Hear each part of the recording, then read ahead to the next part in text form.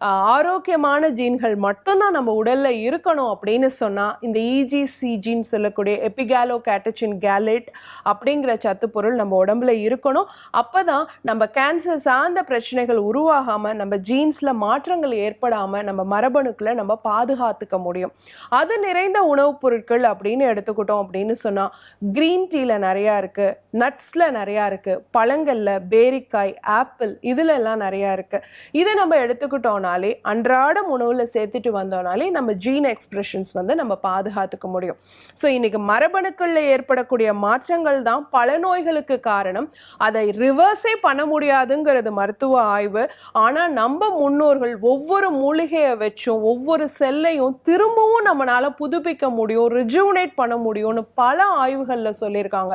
அப்ப அது மாதிரி இருக்கக்கூடிய உணவுப் பொருட்களை நம்ம எடுத்துக்கிட்டோம்னாலே உயிர்கொல்லி நோய்கள், பல நோய்கள் நம்மள அணுகாம நம்மளே பாதுகாத்துக்க முடியும்.